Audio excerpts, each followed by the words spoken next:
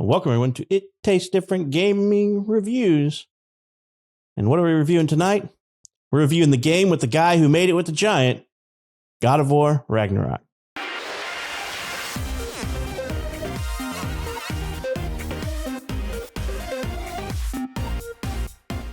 God of War Ragnarök is on PlayStation 4, PlayStation 5 only. Came out on November the 9th, 2022. Developed by Sony Interactive's Santa Monica Studios.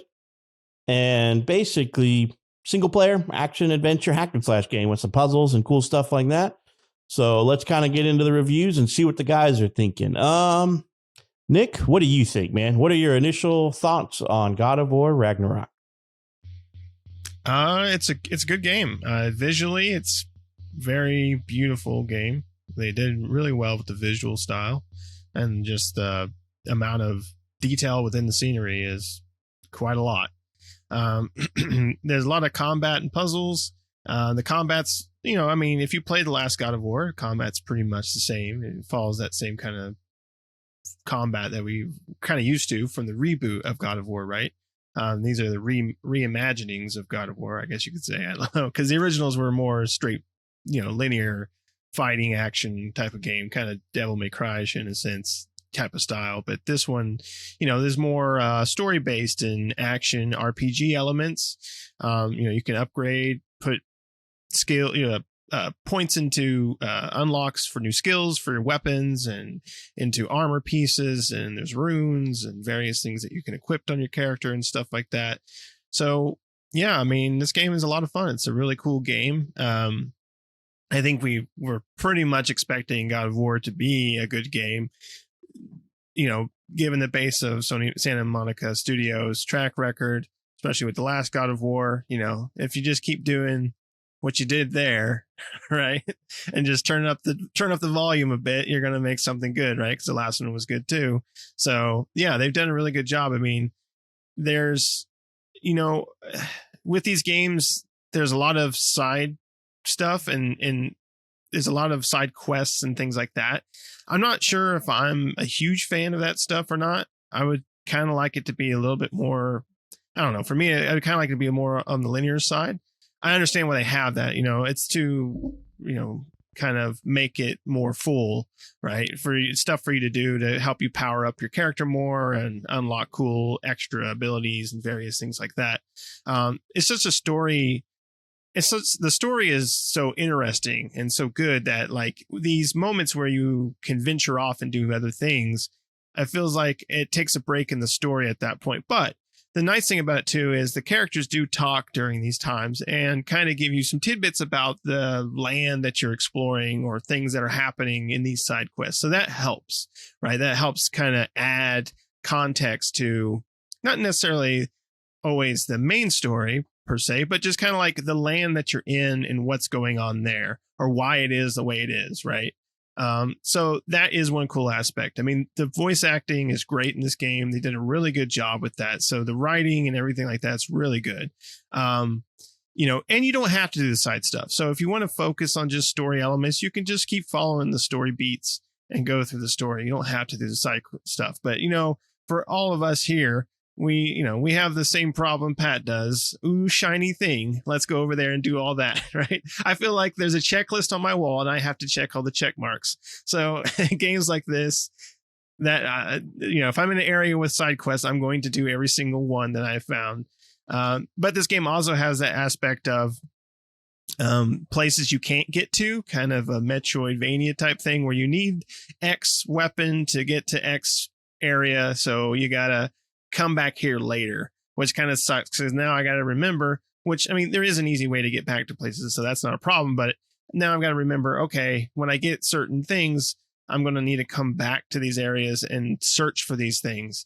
And I don't know if I really want to do that, because I won't, by that time, I'm not going to remember where these things are. So I'm going to be like just circling the entire place looking for wherever the hell that one wall that I couldn't break down was, right?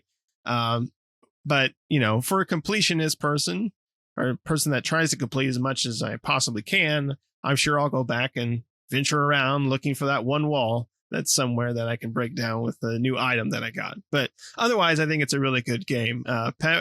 Shane, what do you think? The very first thing I heard Pat say about this game was exactly that complaint. Having to backtrack because you had to go get, earn or get or whatever XYZ to go back and get into, certain chests or break through certain walls. And yeah, that is my biggest complaint about the game. Bar none, biggest complaint, because that's such an old time filler in games. We should be beyond this. This whole backtracking thing. It's okay to a point as long as story actually delivers you there.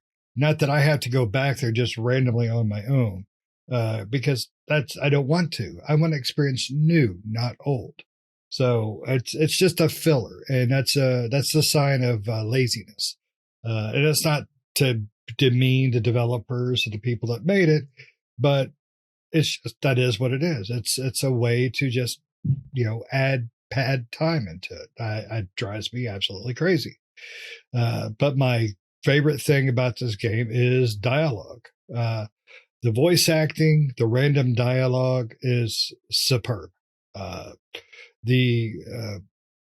The first part of the game, and I don't want to give too much away, but there's one part of the game where you do a lot of searching around, kind of cruising, and you get this random dialogue between Kratos and Atreus. And it's fantastic. He's like, Father, tell me a story about this or that. And it's just fantastic and amazing voice work by both of them.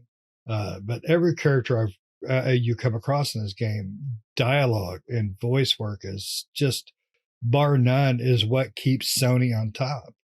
I mean, Sony's first party are some of the most amazing story driven games you can find, and they keep that quality by the voice acting itself. You could have great dialogue, but if you got a bad voice actor, it ruins it, and vice versa. You could have a great voice actor and bad dialogue.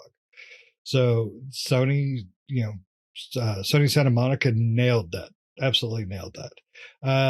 But we were kind of talking about the gameplay. The gameplay is RPG. You got some RPG elements you throw in there, your stat building, and things like that, which are fine to a point. But I was talking. I think I personally prefer more of the linear focused story driven games of the past, of the PlayStation 2 era.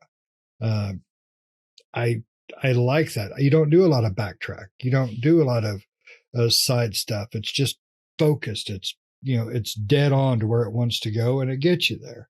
If they could do that, with this type of storytelling, I would just be at awe. But the game is amazing. I personally think I like it better than the reboot from a few years ago. Maybe tick somebody out to say that, but I think I do. I think I enjoy this one better. I felt more compelled to play every second of the day. I felt more like, I should jump back in because I'm almost to this point. I can find out what happens here and blah blah blah. So I think this game is just astonishing to what they have done. But I would still prefer a more focused, combat oriented game of the PS2 era, but with the graphics and storytelling of this new generation. So, but that is a personal opinion. What about you, Pat? Well, I'm going to buck the trend here and gladly say that I would prefer it the way it is. I don't want it to go back. I don't want it to go back to the way it used to be. I prefer it this way. And I all agree with these guys. I hate the trope of I run into a place in the current zone that I'm in that I can't traverse because I don't have XYZ tool yet. That annoys the crap out of me to no end. Like I just got, and it's not like you get it all at once neither, right? Like there are a couple of things in just about every map that when you first run into it, until like late stage of the game, you don't have the ability to traverse, you know? And that drives me nuts because then you have to go back and you're like, okay, now I can go back. Now I know how to open those doors, or now I know how to traverse these things that I couldn't traverse before. But, you know, and I have to say, I have the oh shiny thing going on in my brain because when I just got, let's just say, I'm not going to give away what I just got, but I just got something that opens up doorways. And I'm like, shit, there was like 2 of those in that first zone. Do I go back or do I wait to get the other thing so that I can just do everything in the zone? And it's really hard for me to get that out of my brain processing going, remember, there was this, and this over there you couldn't get to, and you have the tool now to get into one of those 2 or 3 areas in zone 1. And I'm like, man, I just want to go back there and see what's behind door number 1. But my brain is going, just wait to get the other tool so you can do it all at once. Instead, I'm fighting myself in that aspect of instant gratification. I'm just going to do that, even though I have to traverse the big chunk of the map, or waiting and then coming back later, you know? So, but also the same point of, I will forget about this. And I'll have to retraverse the whole damn map again. So that's my biggest complaint, my biggest and really only complaint with the game. The gameplay, I love the gameplay. There is so many things to dump skill points into. They basically took a book out of Star Ocean almost, it feels like, with there's like, I can put some skill points into this medallion. I can put some skill points into this weapon. I can put some skill points into this ability. And then it's like, oh, but then I can also spend this resource to upgrade this armor, upgrade this hammer, upgrade this sword, upgrade this bow, upgrade this, upgrade that. It's like upgrade city in this game, you know, and so there is I think they took the original, what happened in the reboot, or I don't even know what you would call it. It's not really even a reboot, really. I mean, it's a different set of deities and stuff like that, right? You know, it's different gods than in the previous series, right? So you know, it's a different storyline altogether. It's a continuation, really, right? Because now it's Kratos and his son doing adventures. So it's my buddy and me's friend adventures now, rather than the original ones is get revenge, you know? So I don't know. I like this version of it better. I thought I was over open world games, but this has kind of got me a little bit back into the swing of it because the puzzles are intriguing. They're fun again. And it's added enough variety to it that I'm like, okay, that's a cool, interesting way to solve this puzzle or that puzzle or do this or that. And I found myself sitting there looking at something going, how can I do this? And then all of a sudden the pattern will pop out in my brain. I'm like, cool. And then you have that sense of accomplishment that I just figured out this thing that was driving me nuts for a couple of minutes. So, combat and stuff is not that difficult. I'm playing on standard difficulty. So I imagine if you pumped it up, it'd be really hard. And if you pumped it down, it would be extremely easy. So, combat is not, I think I've died maybe twice. And that's just, to me, jumping from one scene to the other and have like half to no health and not paying attention and be like, oh, I shouldn't have took this guy on because I have no health, you know? So overall, I think it's a fun game, and I like the formula they have built now rather than the old formula that they've got going on.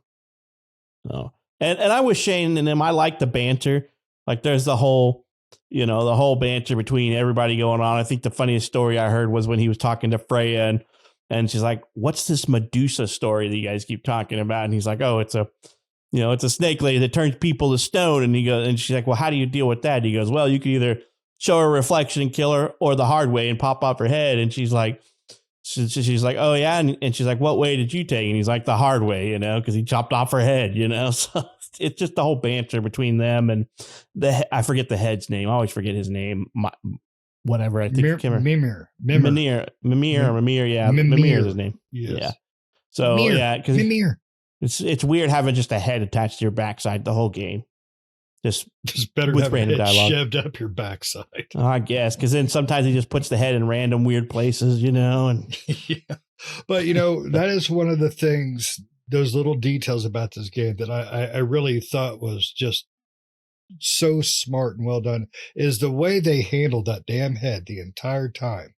is, when Kratos sits down, he takes it off his belt and he sets Mimir on the table, and he will turn Mimir to make sure he's facing people. Or if somebody's talking, he'll take him out so he can pay attention. And it's little things like that that really make this game so polished and well done. I've not ran into a graphical hitch. I've not ran into a gameplay hitch. I think this game has been running just solid the entire time. The performance mode is the way to play it, though. I checked it out on the graphical mode. Did not like the way it ran. I think it ran at like 30 frames a second on graphical mode. That was a no. I can't handle that. It just, you feel the terrible in it. But the performance mode, the game still looks fantastic. So it's just a testament to what I think a company like this can do when left alone. I don't think Sony, tells them crap. I think Sony's like, make me another banger. I don't think they really say, all right, we want loot boxes and we want this and we want that. They may ask them to do a few things, but I think for the most part, this is a developer that's probably left alone because they do what they need to do, and Sony doesn't have to worry about it because they've got the pedigree for it. They've got the name recognition. So. The voice acting is really good, which is Shane's big old trope. It used to be Christopher Judge was Teal for me for Stargate SG-1. And now all I think of is Kratos when I hear him talk. So, I love Christopher Judge and pretty much just about anything he's in. He does a really good job in it. So he does a really great job with Kratos. And now I can only hear him as Kratos. I don't care if you go back to the old ones. I'm like, I can't do it. Can't do it. It's got to be Christopher Judge. If you remake him, you're going to have to remake him with his voice. Yeah. So the way they make him as a father is absolutely fantastic because he's just an asshole, but he's an asshole with love.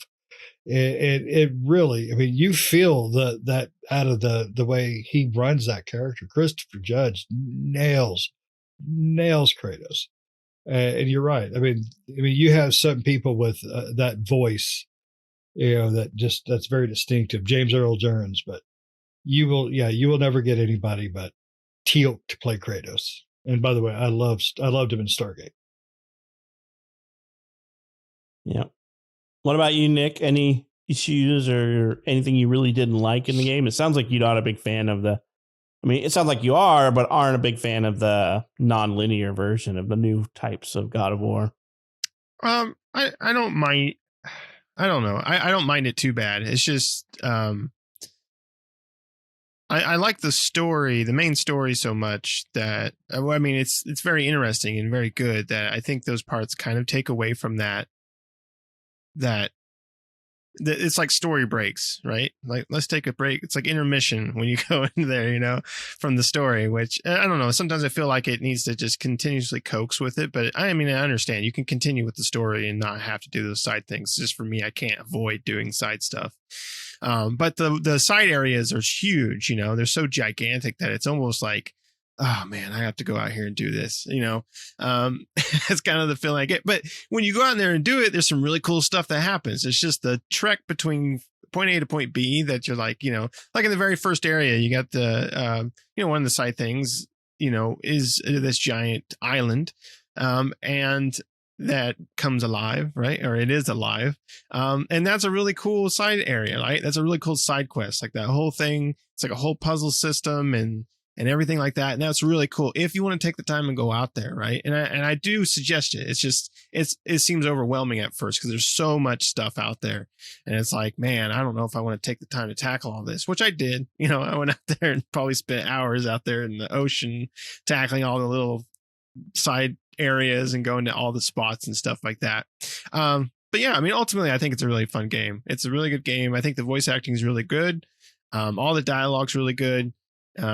Like I said, the artwork, the way, the amount of detail they have and everything, like the city streets and the sewers and the different areas you go to are just so packed with just little minute things that you don't have to put there. You don't have to put those 5 rocks stacked on top of each other, but you have, right?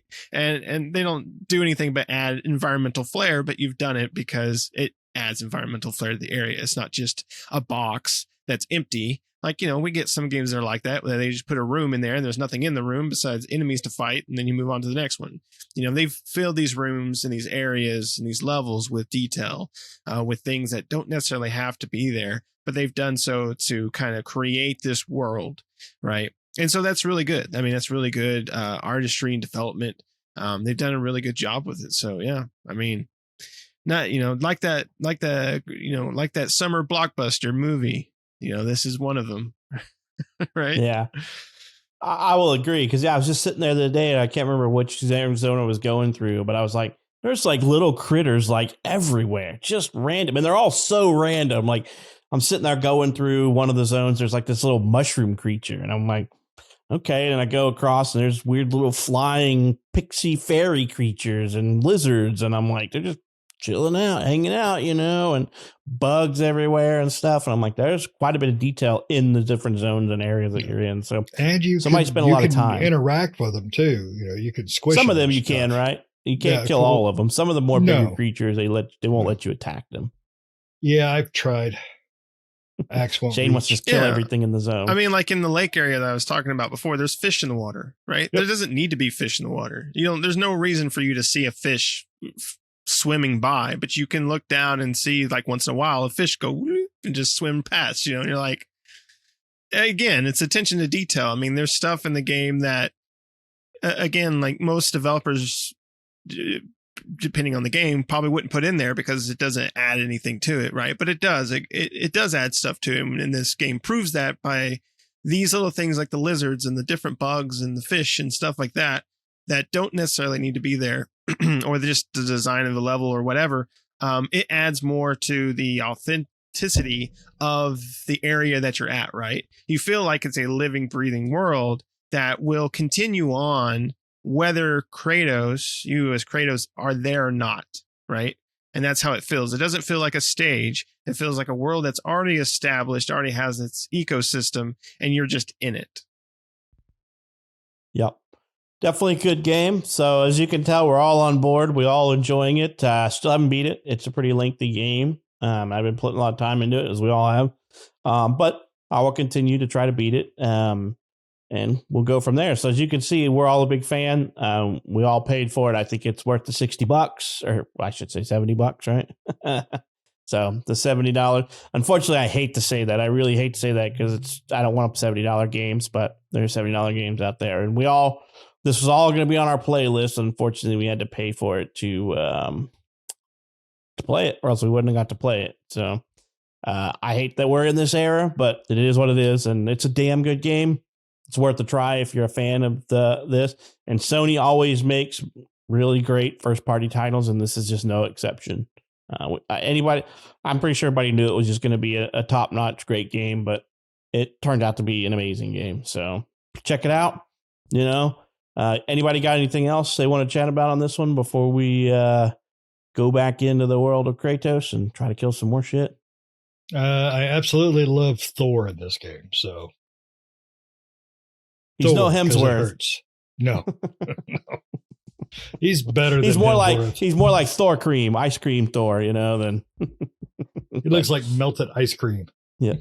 But this Thor loves his mead, and you can tell just by looking at him. All right.